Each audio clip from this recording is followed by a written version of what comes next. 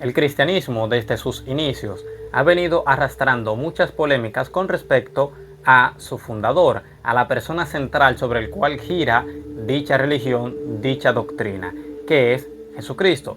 Una de las controversias que parece no terminar nunca es el hecho de si Cristo era una persona, un hombre de carne y hueso normal y nada más, o si también era el Hijo de Dios, o como se afirma teológicamente, si era verdaderamente Dios y verdaderamente hombre.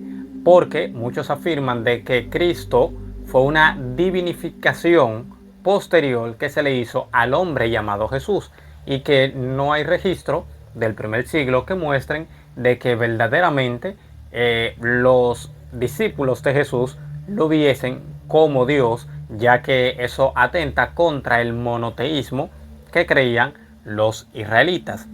Pero vamos a analizar lo que es el versículo 15 del primer capítulo de la carta a los Colosenses, el cual hace una afirmación certera y precisa sobre la persona de Jesucristo y cómo era considerado por uno de sus discípulos. Y este pasaje, como dice Elvis Luis Calvallosa, y se refiere al pasaje desde el versículo 15 hasta el versículo 21, dice: esta porción de la carta a los Colosenses contiene algunas de las afirmaciones más formidables tocante a la persona y la obra de Cristo en todo el Nuevo Testamento. Algunos han designado este pasaje como la gran cristología. Y el versículo dice de la siguiente manera: Él es la imagen del Dios invisible, el primogénito de toda creación. Él es se refiere a Cristo, ya que Cristo es el sujeto implícito en el versículo 13, porque viene arrastrando una discusión desde más arriba. La imagen quiere decir eikon, aparece como predicado en este versículo y no como artículo. Jesús es la estampa de Dios, la imagen o semejanza. Son las formas en las que puede expresarse esta palabra que aparece. De esta palabra se origina el término ícono, y que es utilizado por Jesús en Mateo 22:20 cuando se refiere a la cara de César que está en la moneda. Pablo usa lo que es la palabra eikon para designar a Jesús como la manifestación visible del Dios invisible, y con esto concuerdan más versículos de las Escrituras como Hebreos 1:3, que dice que Jesús es el resplandor de su gloria y la imagen misma de su sustancia. Y también, segunda carta a los Corintios, capítulo 4, versículo 4, dice: para que no le resplandezca el evangelio de Cristo, el cual es la imagen de Dios. El versículo continúa y dice: del Dios invisible. Dios es espíritu, como afirma las Escrituras, por ejemplo en Juan 4:24. Por lo tanto, en su forma espiritual, en su forma original, no puede ser visto. Eso es algo que está sumamente claro en las Escrituras. Éxodo 33:20, primera carta de Juan, capítulo 4, versículo 12. Pero esta es la grandeza de Jesús, porque en él encarna la naturaleza divina del ser de Dios, y por eso Juan puede afirmar que a Dios nadie le vio jamás, el unigénito Hijo que está en el seno del Padre, él le ha dado a conocer. Es decir, Jesús puede decir, por eso es que Jesús puede decir con toda propiedad: el que me ha visto a mí, ha visto al Padre. Si bien es verdad que la naturaleza también, hasta cierto punto, manifiesta a Dios, lo evidencia, como enseña Pablo en Romanos 1:20, es Cristo, esa revelación final, esa revelación última de lo que es Dios mismo.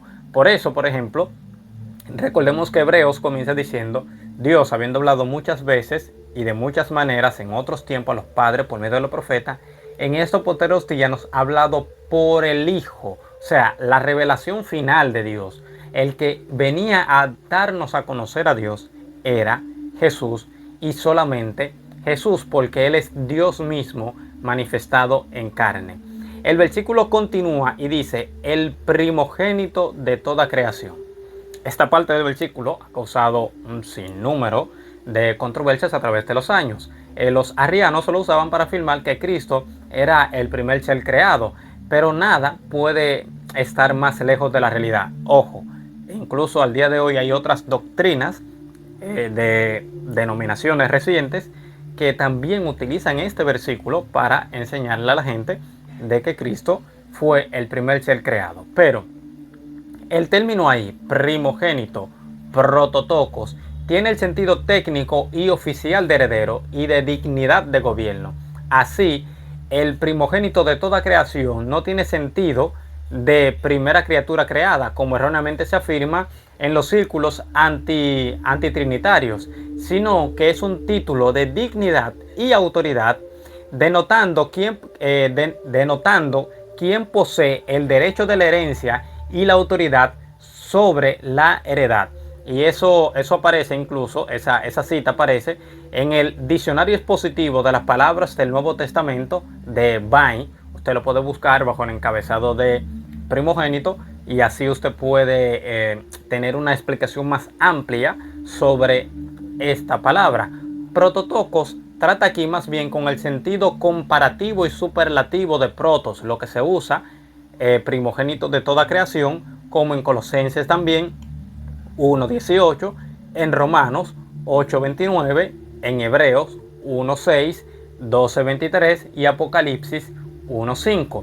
Pablo está aquí refutando a los gnósticos que representaban a Cristo como uno de los eones, poniéndolo antes de toda creación de ángeles y de hombres, como eikon, también como la palabra eikon. Encontramos prototocos en el vocabulario alejandrino de la enseñanza del Logos de Filón.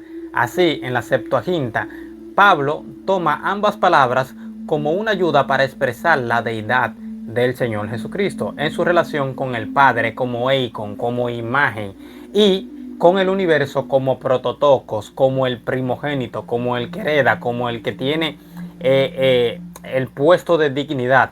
Por eso es que en el Salmo dice: pídeme y te daré por herencia las naciones. Cristo es tanto la imagen del Dios invisible, porque es Dios mismo manifestado en carne, como también el primogénito, el heredero, el único que tiene la potestad de gobernar.